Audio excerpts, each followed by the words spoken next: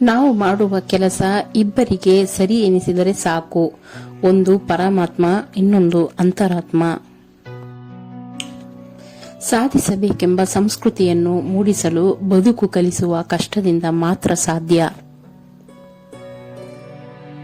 ಬಲವಂತವಾಗಿ ಯಾರನ್ನು ಕೂಡ ಮಾತನಾಡಿಸಬೇಡಿ. ಆ ಮಾತಿಗೆ 3 ಕಾಸಿನ ಬೆಲೆಯೂ ಸಹ ಇರುವುದಿಲ್ಲ.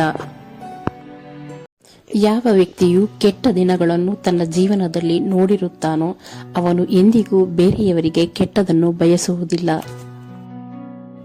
ಸ್ನಾನ ದೇಹವನ್ನು, ಧ್ಯಾನ ಮನಸ್ಸನ್ನು, ದಾನ ಧನವನ್ನು, ಯೋಗ ಜೀವನವನ್ನು, ಪ್ರಾರ್ಥನೆ ಆತ್ಮವನ್ನು, ವ್ರತ ಆರೋಗ್ಯವನ್ನು, ಕ್ಷಮೆ ಸಂಬಂಧಗಳನ್ನು, ಪರೋಪಕಾರ ಅದೃಷ್ಟವನ್ನು ಪವಿತ್ರಗೊಳಿಸುತ್ತದೆ.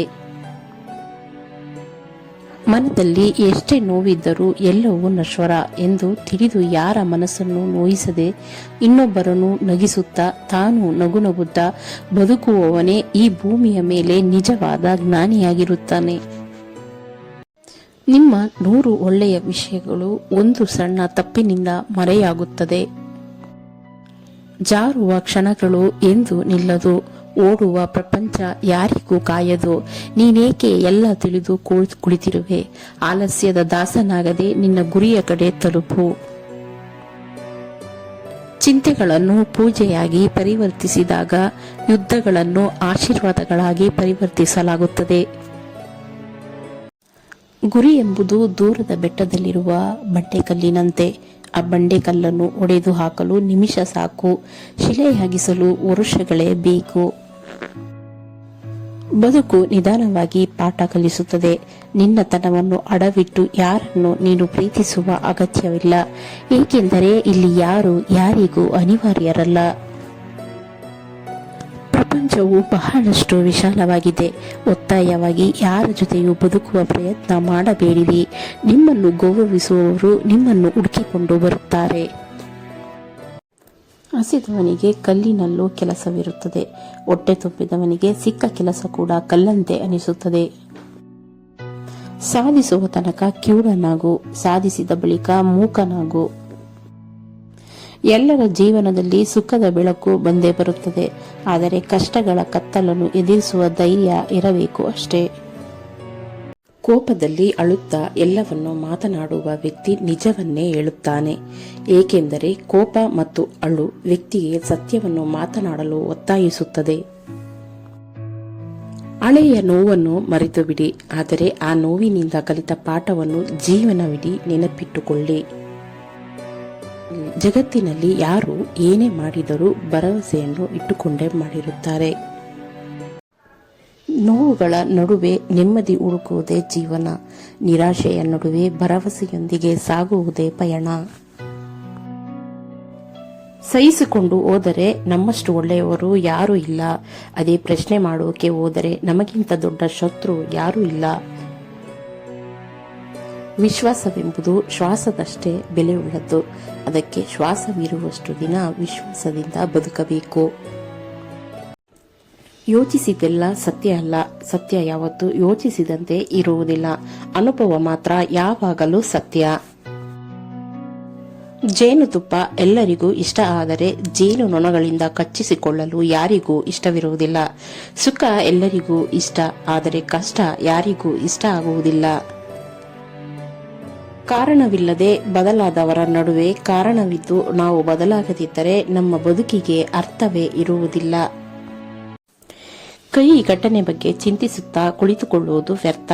ನಿನ್ನೆ ಬಗ್ಗೆ ಪಶ್ಚಾತ್ತಾಪ ಪಡುವ ಬದಲು ನಾಳೆ ಬಗ್ಗೆ ಯೋಚಿಸಿ ಮುನ್ನಡೆಯಬೇಕು, ಏಕೆಂದರೆ ನಾವು ಬೇರು ಬಿಟ್ಟ ಮರವಲ್ಲ. ಸೋಲಿನಿಂದ ಯಾರು ಕಂಗೆಡಬೇಕಿಲ್ಲ, ಏಕೆಂದರೆ ಸೋಲು ಗೆಲುವಿಗಿಂತಲೂ ಹೆಚ್ಚು ಪಾಠ ಕಲಿಸುತ್ತದೆ ಮತ್ತು ಅನುಭವವನ್ನು ಹೆಚ್ಚಿಸುತ್ತದೆ.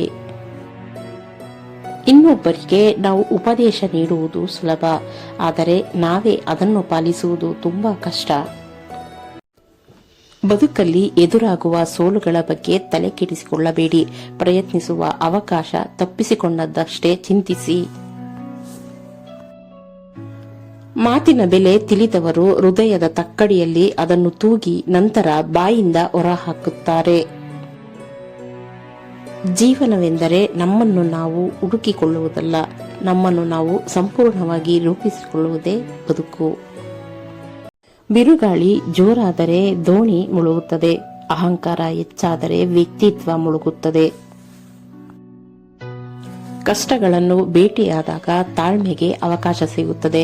ಹಸಿವನ್ನು ಭೇಟಿಯಾದಾಗ ಅನ್ನದ ಬೆಲೆ ಗೊತ್ತಾಗುತ್ತದೆ. ಸೋಲನ್ನು ಭೇಟಿಯಾದಾಗ ಗೆಲುವಿನ ಅರ್ಥ ಸಿಗುತ್ತದೆ. 4 ಜನಕ್ಕೆ ಸಹಾಯ ಮಾಡುವ ಗುಣ ನಿನ್ನಲ್ಲಿದ್ದರೆ ನೀನು ಯಾವ ದೇವಾಲಯಕ್ಕೂ ಹೋಗಬೇಕಾದ ಅವಶ್ಯಕತೆ ಇಲ್ಲ. ದೇವರೇ ನಿನ್ನ ಹುಡುಕುತ್ತಾ ಮನೆಗೆ ಬರುವನು.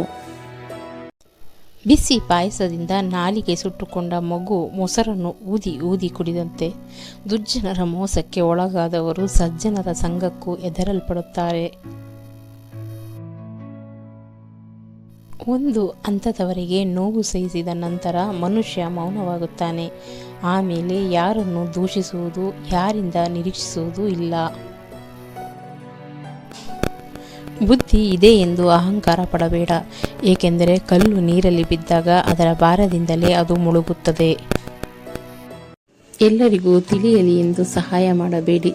ಸಹಾಯ ಮಾಡಿದ ನಂತರ ಸುದ್ದಿಯಾಗಬೇಕೆಂಬ ಕನಸು ಕಾಣಬೇಡಿ. ಸಹಾಯ ಯಾರಿಗೂ ತಿಳಿಯದಂತೆ ಮಾಡಿ.